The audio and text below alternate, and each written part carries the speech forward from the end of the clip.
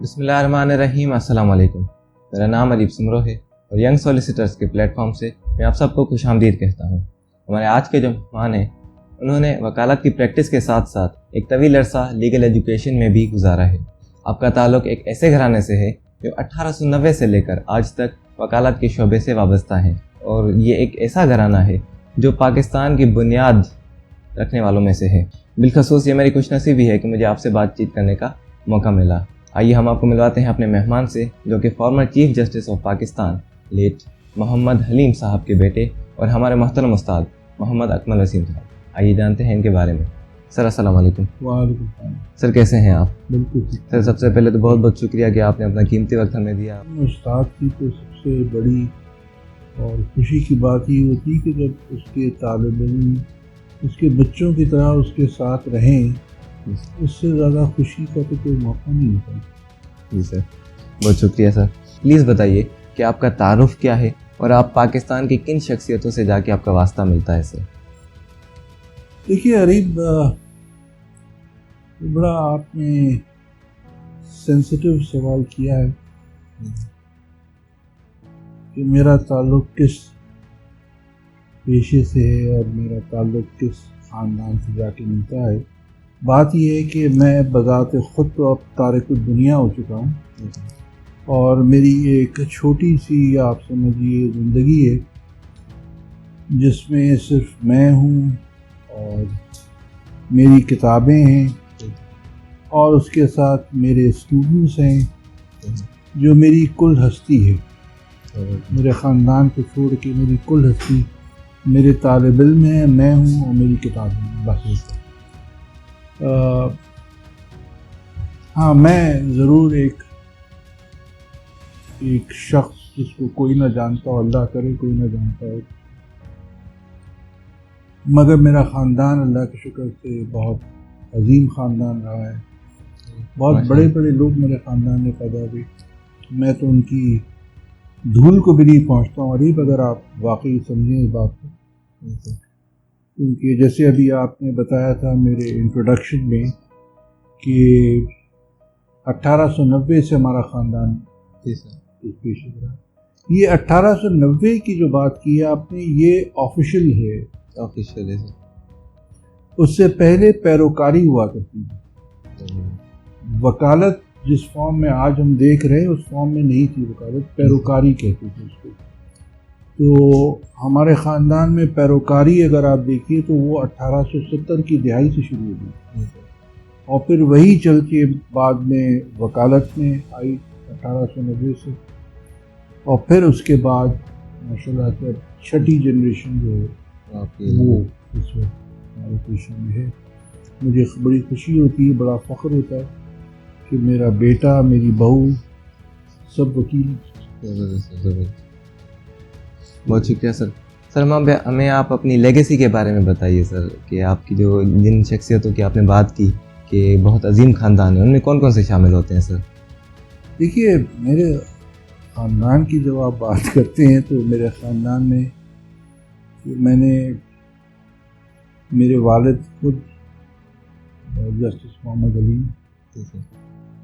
مرحوم، اور اس سے پہلے ان کے والد بیرسٹر محمد وسیم، اور اسی حوالے سے اگر آپ دیکھیں تو بیرسٹر محمد وسیم کے کزن بھی ہیں اور بردر ان لا بھی ہوتے ہیں، چودھری خلیق الزماں صاحب، جو آپ کے 1940 کے ریزولوشن میں بھی سیکنڈ کیا تھا پاکستان ریزولوشن کو.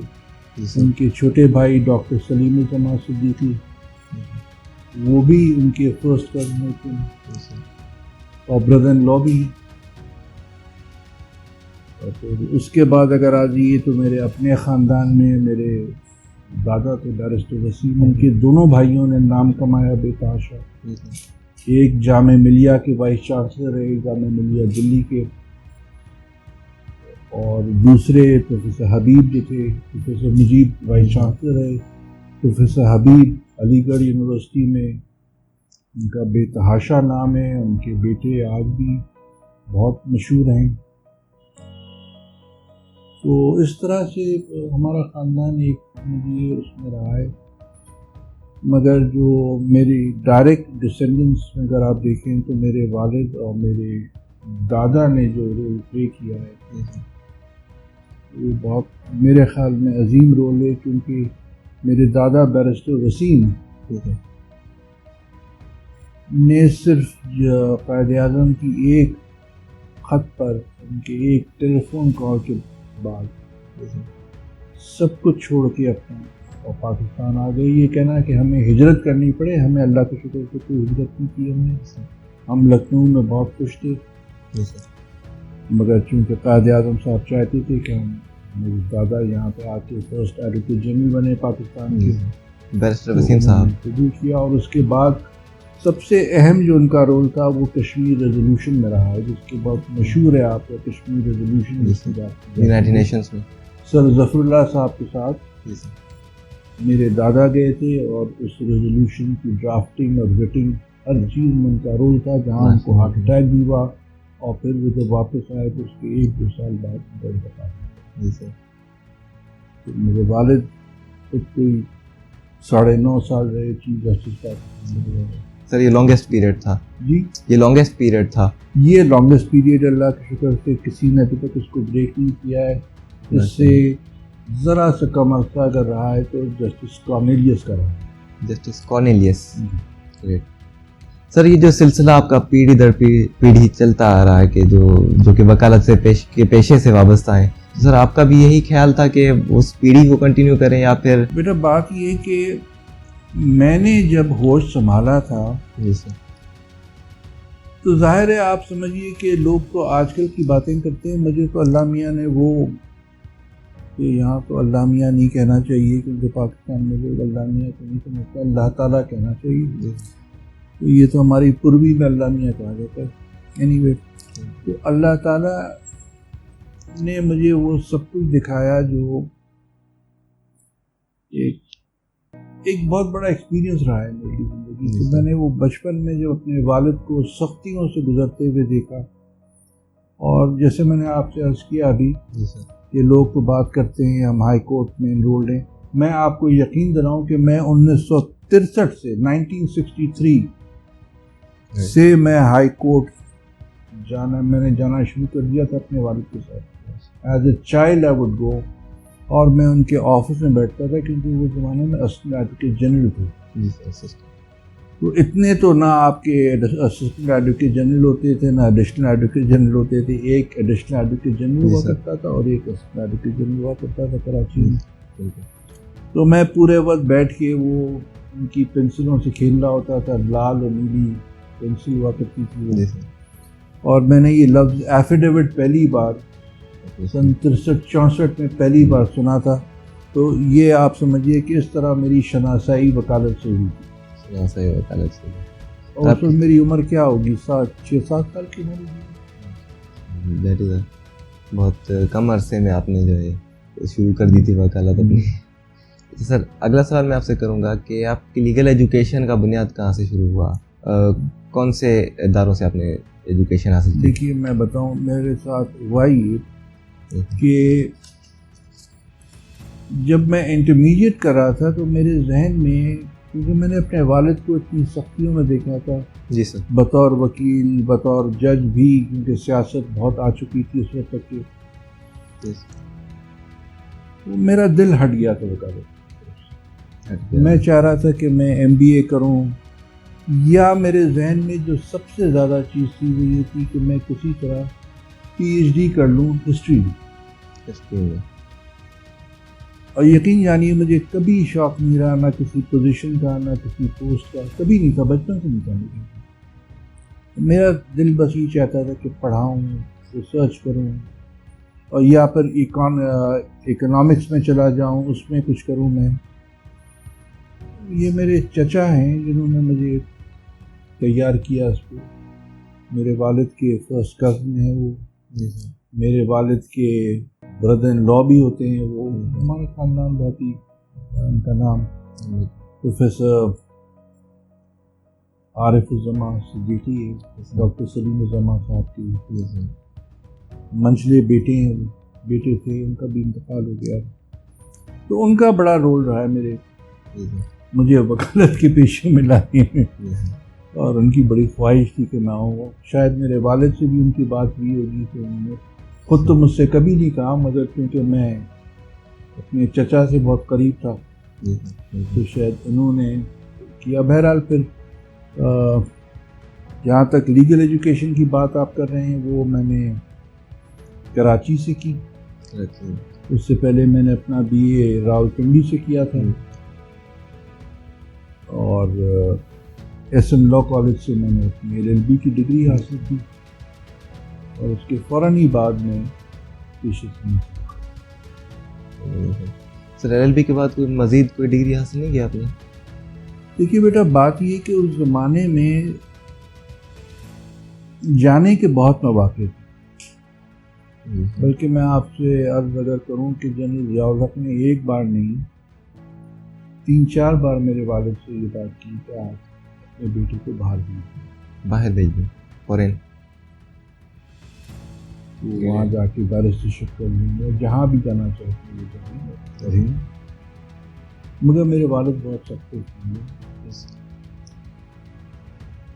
اور اس زمانے کے سیاسی حالات بھی ایسے تھے کہ وہ چیف جسٹس ہوتے ہوئے اس قسم کی کوئی بھی چیز برداشت کرنے کے تیار، ان کے نام کے ساتھ کوئی ایسی چیز اٹیچ ہو جائے کہ جس سے وہ مکروہ ہو جائے.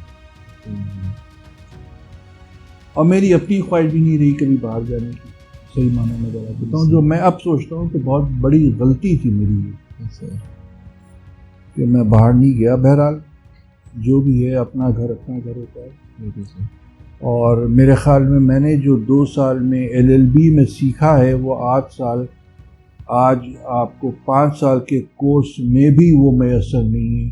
جو استاد ہمیں ملے، جس طرح سے ہمارے پیپر کی ایویلیویشنز ہوتی تھیں، جس طرح ہمیں پڑھایا جاتا تھا، کوئی مقابلہ نہیں اس کا ان 2 سالوں کے آج کے 5 سالوں سے. بہت کچھ سیکھنے کو ملا. اسی وجہ سے جب میں پرائیویٹ پریکٹس میں آیا تو میں نے سارا کام ہائی کورٹ کا کیا. میں ٹرائل کورٹ گئی نہیں، بالکل بھی نہیں. بہت کم ٹرائل کورٹ کا، زیادہ تر میرا کام ہائی کورٹ سے. آپ نے اسٹارٹ ہی ہائی کورٹ سے لیا؟ جی ہاں، میرا سارا پیریڈ ہائی کورٹ. سر جب آپ اپنی لیگل پریکٹس آپ نے اسٹارٹ کی تو سر آپ نے اپنا ایریا آف ایکسپرٹیز کون سا چوز کیا؟ دیکھیے، اس زمانے میں یہ ایکسپرٹیز کا کانسیپٹ نہیں آیا تھا اس وقت پاکستان میں. ہم لوگ جنرل پریکٹس کیا کرتے تھے، اور کچھ ایریا جیسے انشورنس ہو گئی، یا آپ سمجھیے کہ ایڈمرلٹی جورسڈکشن ہو گئی، یا پھر کمپنیز کے میٹرز ہو گئے، اس میں کچھ لا فرمز تھیں جو بہت اسپیشلائز کیے ہوئی تھیں. جیسے سرجن بیچنو کو لے لیں آپ، یا آپ اور ڈگنم اینڈ کمپنی کو لے لیجئے. بہت مشہور کمپنیز ہیں یہ، بہت مشہور، بہت پرانی کمپنیز ہیں یہ. سرجن بیچنو کراچی میں اسٹیبلش تھی، اور ڈگنم ایکچولی ڈھاکہ میں تھی، مگر فال آف ایسٹ پاکستان کے بعد پھر اور ڈگنم بھی آ گئی کراچی. اس طرح سے ہوتا تھا. مگر جنرلی ہم سب جنرل پریکٹس میں تھے ہم لوگ، اور جو مقدمہ آتا تھا وہ لیتے تھے. سول سائڈ پہ بھی کام کیا، کانسٹیٹیوشن سائڈ پہ بھی کام کیا. کرمنل سائڈ کا بہت شوق تھا، اس لیے کرمنل سائڈ پہ بہت کام کیا. اس کے بعد سر آپ نے کرمنل جسٹس سسٹم پہ بھی بہت سارا کام کیا ہوا ہے، اور PIL پر بھی. کرمنل جسٹس سسٹم پہ جو میں نے کام کیا ہے وہ کچھ میری زندگی کے ساتھ ایسے واقعات بند گئے کہ میں خود اس کے بعد اپنے آپ کو نہیں سمجھتا. بڑے اندھوناک واقعات تھے وہ، اور اس کی وجہ سے پھر جب میں درس و تدریس کے شعبے میں آیا ہوں سن 2000-2001 میں، اس کے بعد سے آپ آئے؟ جی، اس وقت سے پھر میں نے کرمنل جسٹس سسٹم پہ کام کیا. سر ہمیں آپ یہ بتائیے کہ آپ نے تو سر عامر و جابروں کا بھی وقت دیکھا ہے، اور آپ نے ڈیموکریٹک گورنمنٹ بھی دیکھی ہے، ڈکٹیٹرشپ بھی دیکھی ہے. تو سر اس وقت کے حالات کیسے تھے اور آج کے حالات کیسے ہیں؟ جس طرح سے دیکھیے، اگر صحیح معنوں میں مجھ سے آپ پوچھیں تو میں نے بچپن میں جب ہوش سنبھالا تو فیلڈ مارشل ایوب خان کی حکومت تھی. زمانے میرے والد ایڈوکیٹ جنرل تھے. اور پھر اس کے بعد میں نے بھٹو صاحب کا بھی وہ زمانہ دیکھا جب وہ صدر بنے اور پرائم منسٹر بنے اور 5 سال سے گزرا. پھر میں نے جنرل ضیاء الحق صاحب کی بھی حکومت بہت ہی قریب سے دیکھی ہے, دور سے نہیں بہت قریب سے دیکھی. پھر اس کے بعد ریوائول آف ڈیموکریسی ہوا, وہ بھی سمجھیے اس سے زیادہ قریب سے دیکھی میں نے. اگر آپ مجھ سے صحیح معنی میں پوچھیے تو کہنے کو آپ کچھ بھی کہہ لیجیے, مگر جو اسٹیبلٹی ہمیں ڈکٹیٹرز نے دی ہے وہ شاید کوئی بھی پالیٹیشین نہیں دے پایا تھا. Very unfortunate, very sad fact before اس کہ اتنی تکلیفیں اٹھانے کے بعد بھی, اتنی صعوبتیں اٹھانے کے بعد بھی ہمارے سیاستدانوں نے کچھ نہیں کیا. وہ صرف لوٹ, پلنڈر, پرسنل ایجنڈا, کون کتنی حکومت پہ قبضہ کر سکتا ہے, کس طرح مال بنا سکتا ہے, کس طرح منی لانڈر کر سکتا ہے, کس طرح کرپشن کر سکتا ہے. اس کے علاوہ ہمارے ڈکٹیٹرز کا یہ تھا کہ انہوں نے ضرور مال کمایا ہوگا مگر انہوں نے کچھ انویسٹ بھی کیا. انہوں نے کچھ انویسٹ کیا تھا. بہرحال اب بات یہ ہے کہ جمہوریت سب کچھ ہونے کے باوجود بھی ایک بہت اہم گورننس کا ایریا ہے, اور اب جو کچھ بھی ہو رہا ہے میرے خیال میں یہ اتنا ہو چکا ہے کہ اب بھی اگر یہ سیاستدان سبق نہیں سیکھنے پہ تیار ہیں تو پھر اللہ حافظ اس ملک کو اور کیا. تو جیسا کہ آپ نے کہا کہ پولیٹیشین ابھی بھی وہ سبق نہیں سیکھ پائے, حالانکہ سر پاکستان کو آزاد ہوئے سر 70 سال سے زیادہ کا عرصہ بیت چکا ہے, 73 سال. ڈیموکریسی کی طرف جو ہمارا سفر ہے رواں دواں, وہ سر کب کمپلیٹ ہوگا, یا پھر کمپلیٹ ہوگا بھی کہ نہیں, یا پھر راستے میں اٹکے رہیں گے سر؟ جو ہمارے حالات ہیں اس میں تو مجھے ڈیموکریسی یہاں پہ اسٹیبلش ہوتے ہوئے نظر نہیں آ رہی. مسئلہ اس کی وجہ یہ ہے کہ ڈیموکریسی خالی ون مین ون ووٹ نہیں ہوتا ہے. وہ تو خیر ڈیسائیڈ ہوئی تھی 1970 میں, اور وہ الیکشن جب ہوئے اسی کے بیسس پہ ہوئے, ون مین ون ووٹ. بات یہ ہوتی ہے کہ ووٹ لینے کے بعد جو ذمہ داریاں آتی ہیں وہ آپ کتنی پوری کر رہے ہیں. نہیں پوری کرتے, بالکل سر. صرف لیڈر آف دا ہاؤس بن جانا ہی سب کچھ نہیں ہوتا بھائی. صرف بیٹھ کے پالیسی ڈیسیشن تقریریں کر دینے سے تو آپ کو ڈیموکریسی نہیں مل جائے گی. امریکہ نے 300 سال گزارے ہیں اس کروسیبل میں, 300 سال گزارے امریکہ. تو آج ڈیموکریسی آپ ان کے وہاں دیکھ رہے ہیں. انگریزوں نے 800 سال سے زیادہ گزارے, جہاں پہ اب کنونشن بھی کتنے امپورٹنٹ ہیں آپ یہ دیکھیے, جن کو ہم نان لیگل رولز کہتے ہیں. کیوں ہوئے وہ؟ کیونکہ انہوں نے وہ سب سختیوں کو جھیلا اور پھر انہوں نے ڈیموکریسی کو آہستہ آہستہ اپنے وہاں ایبزارب کیا, ایک سسٹم اسٹیبلش ہوا. ہمارے وہاں تو جس دن سے ریوائول آف ڈیموکریسی ہوئی 1979 میں, سوائے تباہی کے ہم نے کچھ دیکھی. کشتیاں ہو رہی ہیں, لڑائیاں ہو رہی ہیں, دنگے ہو رہے ہیں, اور کیا ہو رہا ہے, چانگا مانگا ہو رہا ہے, سوات ہو رہا ہے کہ ان کے جی M P A M N A جو ہے وہ اٹھا کے لے گئے, ان کے M N A M P A وہ اٹھا کے لے. ڈیموکریسی. اور آج بھی جو کچھ ہو رہا ہے, آج بھی جو کچھ ہو رہا ہے, میرا کوئی تعلق نہیں ہے سیاست سے, نہ مجھے کوئی انٹرسٹ رہ گیا ہے. مجھے جتنی سیاست دیکھنی تھی میں نے 1990 کی دہائی میں بہت قریبی اینگل سے دیکھ لی ہے, اور مجھے سیاست اور سیاستدانوں سے نفرت ہے. صحیح معنوں میں بات. کیوں دیکھیں نا, ہر شخص کا اپنا ایکسپیرینس ہوتا ہے, اپنی اسی ایکسپیرینس سے اس کی سوچ بنتی ہے. جی سر بالکل. میں نے جو کچھ دیکھا, جو میں نے بھگتا, جو میں نے زخم کھائے, صرف اس ڈیلیوژن میں, جس کو میں اب بھی استعمال کرتا ہوں, ڈیلیوژن کہ جی ڈیموکریسی آ رہی ہے Pakistan, we have to do something. اس کے نتیجے میں جو کچھ مجھے ملا اس کے بعد تو میں خاموشی ہو گیا ہوں. مگر میں جو آپ سے بات کر رہا ہوں بڑے کھل کے, آپ لوگ میرے اسٹوڈنٹ ہیں, آپ کو میں نے پڑھایا بھی ہے, اور ایسا سبجیکٹ پڑھایا ہے کہ جس میں یہ تمام چیزیں جذب ہوتی ہیں. تو اسی لیے میں کہہ رہا ہوں آپ سے کہ یہ اس کے لیے سنسیئرٹی آف پرپس کی ضرورت ہوتی ہے. ڈیموکریسی صرف نام لے لینے سے نہیں آ جائے گی. جب سنسیئرٹی آف پرپس ہی نہیں ہے تو ڈیموکریسی کہاں سے آئے گی؟ سر آتے ہیں لیگل ایجوکیشن کی طرف. تو سر گراؤنڈ ریئلٹیز کو دیکھ کر آج لیگل ایجوکیشن میں ہم ترقی نہیں کر پائے. پھر بھی سر اس کی کیا وجہ ہے اور آپ کیسے دیکھتے ہیں کہ ہم اس کو امپروو کر سکتے ہیں؟ ہمارے وہاں لیگل ایجوکیشن کا مسئلہ یہ ہے کہ ہمارے وہاں ہمیشہ لیگل ایجوکیشن کو ایک پارٹ ٹائم اسٹڈی کے طور پہ لیا جاتا ہے. آپ میڈیسن دیکھ لیجئے 5 سال لگتے ہیں آپ کو اور کس تندہی سے پڑھایا جاتا ہے. آپ چارٹرڈ اکاؤنٹنسی دیکھ لیجئے کہ اس میں کتنے سال لگتے ہیں, کس طرح سے. اگر آپ کو کوئی واقعی مثال ملتی ہے of verified certified educational system تو وہ آپ کو چارٹرڈ اکاؤنٹنسی. وہ کمال کا انسٹیٹیوشن ہے, میں حیران ہوتا ہوں. اچھا, اب لیگل ایجوکیشن کی جب آپ بات کرتے ہیں تو جیسے میں نے آپ سے عرض کیا کہ یہ ہمیشہ پارٹ ٹائم کو سمجھا جاتا ہے.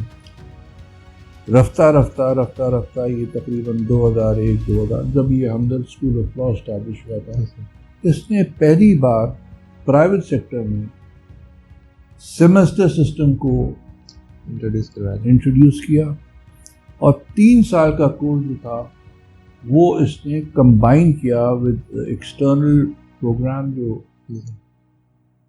یونیورسٹی آف لنڈن کا تھا اور پاکستان بار کاؤنسل جو تھا اس کو, کہ تاکہ بچے جو نکلے وہاں سے they should be potentially ready to face the new realities اور in the field of law. تو وہ اس کے حوالے سے پھر کرتے رہے کام, مگر اس دوران میں کافی اور بھی ایجوکیشنل انسٹیٹیوشنز آئے. لمز بھی اسی زمانے میں بنا 1985 میں, 2005 میں, اور اسی طرح سے ڈیولپمنٹ ہوتی رہی. مگر ایک ایشو جس کے اوپر ہمارے وہاں زور نہیں دیا جاتا ہے وہ میں برابر آپ لوگوں سے کلاسز میں بھی کہتا ہوں, میرے خیال میں اور بھی آپ کے ٹیچرز اس کے اوپر زور دیتے ہوں گے, کہ جب تک کہ انگریزی زبان پہ آپ کی گرفت اچھی نہیں ہوگی, یہ ایکسٹرنل پروگرام والے, یہ ٹیوشن سینٹرز والے جو ہیں یہ ہمیشہ آپ لوگوں کو ڈرائیں. ان کا جو پازیٹیو جو پرو ہے, ان کا جو سب سے بڑا پوائنٹ جو ہے وہ یہ انڈرسٹینڈنگ آف انگلش لینگویج جو ہمارے بچوں کے پاس نہیں ہے, اور ہم اس پہ زور بھی نہیں دیتے. پرابلم تو یہ we as teachers should be responsible for making our students study English language, understand English language. یہ ایک بڑا اہم ایریا ہے جس پہ کام کرنے کی ضرورت ہے. اس کے علاوہ ایک بات میں آپ کو اور بتاؤں کہ ہمیں اپنے سسٹم کو بھی بدلنے کی ضرورت ہے. اگر آپ باہر جائیے تو آپ دیکھیے کس طرح سے اب ایک پورا انہوں نے انوائرنمنٹ بدل دیا. اب یہ کووڈ کی مثال کے ساتھ اگر آپ لیں تو آپ یقین کیجئے ہم اس وقت ٹیکنالوجیکلی 20 سال آگے آ چکے ہیں. سوال یہ ہے کہ اس ٹیکنالوجی کو ہم اپنے اسٹوڈنٹس کے ساتھ کس طرح استعمال کرتے ہیں, ان کے پوٹینشیل کو کس طرح ایکسپلائٹ کر کے ان کو زیادہ سے زیادہ ہم کیپیسیٹیٹ کر سکتے ہیں, جو ہمارے وہاں نہیں ہو رہا. بہت کم ادارے ہیں جو کر رہے ہیں. مطلب میرے سامنے آپ کے خاص طور سے پرائیویٹ سیکٹر میں تو بہت کم یونیورسٹیز ہیں. شاید ایک لمز ہے, ایک میں نے زیبل کو دیکھا ہے جہاں پہ واقعی کام ہو رہا ہے, کوشش کی جا رہی ہے اس کو ڈیولپ کرنے کی. ظاہر ہے مشکلات آتی ہیں اور آئیں گی مشکلات, مگر یہ کہ کم سے کم کام تو کر رہے ہیں. یہ ایک مجھے بہت ہی اچھا ایسپیکٹ لگتا ہے کہ شاید زیبل کو اگر اس کی صحیح ریکگنیشن مل پائے تو میرے خیال میں it can become a beacon in Sindh it can become a beacon for legal education, and by Sindh I mean یہاں سے آپ ایک بات میں آپ کو بتاؤں کہ سندھ کی زمین میں جو خوبی ہے وہ یہ ہے کہ ہمیشہ پروگریسو تھاٹ جو ہیں وہ سندھ سے ہی ایمینیٹ ہوتے ہیں. تاریخ بڑا بتاتی ہے کمال ہے یہ زمین کا کمال. ذوالفقار علی بھٹو کہاں سے نکلے تھے؟ اسی زمین سے نکلے تھے. بے نظیر بھٹو کہاں سے نکلی تھی؟ اسی زمین سے نکلی تھی. سر ویسے آپ کا کیا سمجھنا ہے کہ سندھ اور پنجاب کی لیگل ایجوکیشن میں یا پھر لیگل پریکٹس میں پہلے تو یہ کہ اگر کوئی فرق ہے تو وہ بتائیں کہ کیوں آیا یا پھر کس طرح سے آیا، اگر نہیں ہے تو پھر بھی ایک جو گیپ ہے ان دونوں میں ہمیں پھر بھی نظر آتا ہے باقی صوبوں کے مقابلے. گیپ جب آپ کہتے ہیں تو گیپ اس طرح سے نہیں ہے گیپ. یہ ایک جنرل جس کو آپ کہیں گے ایک جنرل فیلئر ہے کوالٹی ایجوکیشن جو سندھ میں بھی ہے جو پنجاب. مگر پنجاب میں بھی آپ کو بہت سے ایکسیپشن ملتے ہیں، جیسے لمس وغیرہ آپ دیکھ لیں تو وہ تو ایک ادارہ ایسا ہے کہ جو آپ ماڈل آف ایجوکیشن ان پاکستان. اور سندھ میں وہی پرابلم ہے، مگر مسئلہ یہ ہے کہ دیکھیے پنجاب میں کلچرلی ایجوکیشن کو بہت ویلیو دی گئی ہے، ہمیشہ دی گئی ہے. ہمارے وہاں ابھی تک وہ چیز نہیں ہے. Karachi is not an culturally educated city. جو ایجوکیشن کی ویلیو کلچرلی لاہور میں ملے گی آپ کو وہ کراچی میں نہیں ملے گی. اس کے لیے فردر اسٹینڈرڈس کو ڈیولپ کرنے کی ضرورت ہے. اور پھر میں اسی بات پہ آ جاتا ہوں ایتھکس کی. جب تک ایتھکس میں انوالو ہوں گی تب تک اسٹینڈرڈ آپ کے اسٹینڈرڈ. بہت شکریہ سر. سر آخر میں ہمارے ینگ ایڈوکیٹس، ینگ گریجویٹس، سر ان کے لیے آپ کا کیا میسج ہوگا؟ میرے لیے ان کے بچوں کے لیے ایک ہی میسج ہے کہ look after your values, your ethical values. They are the foundation of your legal practice. And second, never compromise. اگر آپ اصول پہ کھڑے ہیں تو پھر اصولوں پہ چلیے. کمپرومائز کریں گے you will become part of the faceless hundreds and thousands of lawyers in Pakistan. You will become a nobody. پیسے ہونے سے سکسیس نہیں آتا. سکسیس اس وقت ملتا ہے جب آپ کا کانشنس مطمئن ہو اور آپ کے لٹیگن کلائنٹس آپ سے مطمئن ہو کہ یہ ہمارا وکیل ہے and we are proud. This is what your ambition should be. Sir thank you so much for your time. بہت اچھا لگا آپ سے بات چیت کر کے، جس طرح سے تاریخ کے مختلف پہلوؤں پر آپ نے روشنی ڈالی اور اپنے بارے میں اپنی والد صاحب کی لیگیسی کے بارے میں بتایا.